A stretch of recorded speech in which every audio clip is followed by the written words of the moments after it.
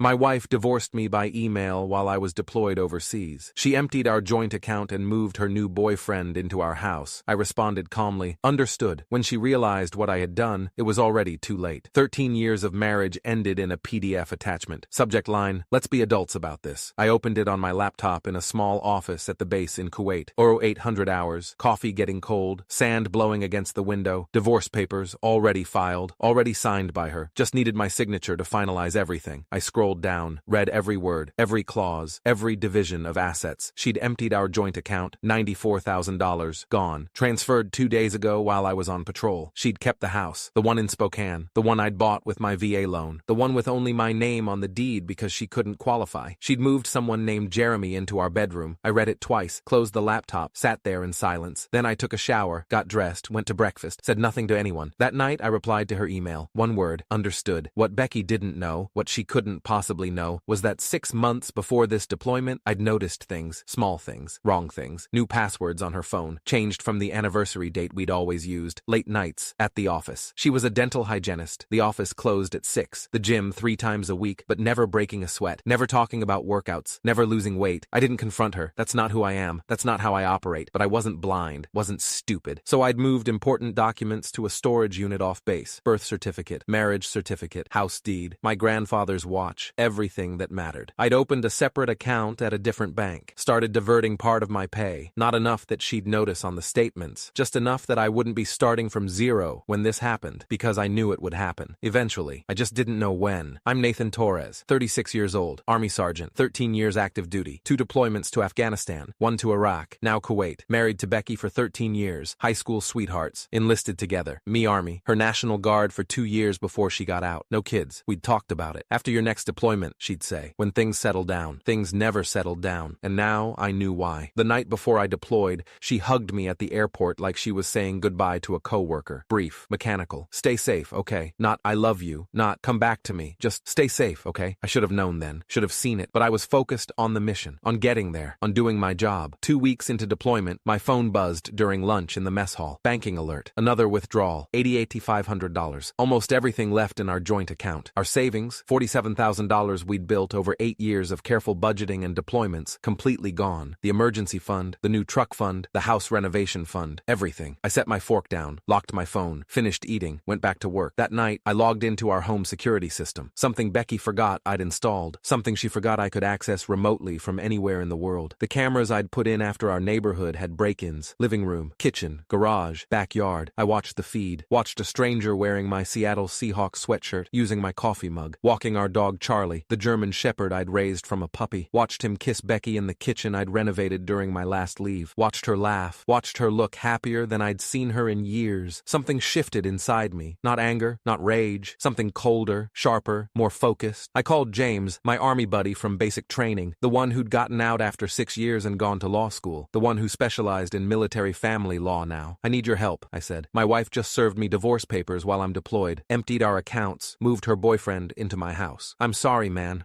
I don't need sorry. I need strategy. Silence. Then, what do you want? I want what's legally mine, and I want her to understand consequences. I'm listening. We talked for 2 hours, made a list, made a plan. This wasn't about emotion anymore. This was a tactical operation. 2 months later, I was back in Spokane. Emergency leave. Didn't tell Becky. Didn't tell anyone except James. Checked into a motel off Highway 2. Met James at a diner near the base. He slid a folder across the table. Thick folder. Documents. Bank statements. Photos. Found something interesting, he said. I opened it. Refinance application. For our house. My house. Dated 3 months ago. With my signature. Except it wasn't my signature. The middle initial was wrong. She'd written Nathan R. Torres instead of Nathan J. Torres. She forged this? I asked. James nodded. 3 months ago. Took out a home equity line of credit for $130,000. Listed Jeremy Patterson as co-applicant. They've been spending it. New cars. Trips. She bought him a boat. A boat? 23-foot Sea Ray. Registered in both their names. I stared at the forged signature. At my name written in her handwriting. At the lie that had given her access to $130,000 of equity I'd built through VA loans and military benefits. What are my options? I asked. What do you want? I thought about 13 years. About deployments and empty airports and trying to build something permanent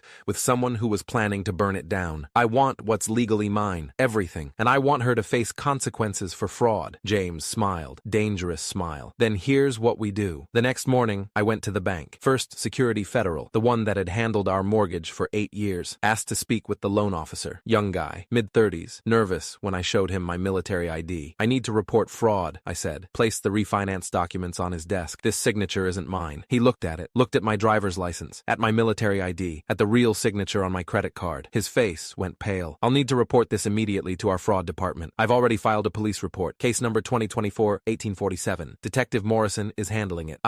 Yes, of course. We'll freeze the account immediately, and I also need to know where the money went. Every transaction, every transfer, everything. He printed everything. 43 pages of transactions. I took them all. That night, Becky texted, "Who have you been talking to at the bank?" I didn't respond. 2 days later, she called. I let it go to voicemail. "Nathan, we need to talk. If this is about the divorce, we can discuss it like adults. Don't make this harder than it needs to be. Like adults." The same words from her email. I still didn't respond. James called that afternoon. They froze the home equity line. All of it. $130,000 locked down pending investigation. Your wife's boyfriend got pulled over last night driving your truck, the Silverado, on a suspended license. They impounded it. He also had prescription pads from Becky's dental office in the vehicle. I closed my eyes. Prescription pads? Yeah, looks like they were selling scripts. Vicodin, oxycodone. The detectives are investigating that separately now. The bank investigator, older woman, Sharon McBride, 20 years in fraud detection, called me the next morning. "Mr. Torres, I've reviewed your case. There are multiple red flags beyond the forged signature. Can you come in?" I met her that afternoon. Private office, door closed. She showed me transfer records, multiple payments to someone named Daniel Spencer, a real estate agent. "Who's Spencer?" I asked. "That's what I wanted to ask you. He received $18,000 from your home equity line. 3 payments, $6,000 each." James ran a background check that evening. Daniel Spencer, real estate agent, specializes in quick sales, below-market deals. He's done business with Jeremy Patterson before. 3 transactions in the last 2 years. Same pattern every time. Targets military spouses during deployments, gets the home sold below market value, takes a cut of the difference, moves on. Other military families? At least 3 that I can confirm. I've contacted the FBI. There's a task force that handles this kind of thing. The next day, Becky texted asking to meet, to talk things through, to be reasonable adults. I didn't respond. Instead, James and I drove to my house, parked down the street, waited. 20 minutes later, Daniel Spencer pulled up. Silver Audi, expensive suit. Jeremy came out to meet him. They went inside together. I opened the security app on my phone. Interior cameras, cloud storage, audio recording. "Should list by end of week," Spencer said, clear as day through my phone speaker. "I've got a buyer already. Cash offer. $340,000. Market value's $480,000, Jeremy said. Spencer waved dismissively. "Market value takes months. Cash offer takes days. You get your money faster. I get my fee. Everyone wins." "What about the husband?" "Military guys are all the same. He'll take a settlement to make it go away. They always do. Too much hassle to fight from overseas." I forwarded the audio feed to the FBI contact James had given me. Agent Patel, specialized in military family fraud. She called back in 10 minutes. "We're moving now." 30 minutes later, 3 FBI vehicles and 2 local police cars surrounded my house. I watched from down the street as they led Spencer and Jeremy out in handcuffs. Watched them read them their rights. Watched Spencer try to argue. Watched Jeremy stay silent. Becky arrived 10 minutes later. Pulled into the driveway. Saw the cars. Saw the agents. Saw Jeremy in cuffs. She got out of her car slowly. Stood on our lawn. Hands over her mouth. Just stood there, watching. An agent approached her. Talked. Showed her something. She started crying. I didn't feel satisfaction. Didn't feel anger. Just felt cold. Empty. Finished. Jeremy Patterson and Daniel Spencer took plea deals 6 months later. The FBI investigation had uncovered 11 military families they'd targeted over 3 years. Total fraud, $1.7 million.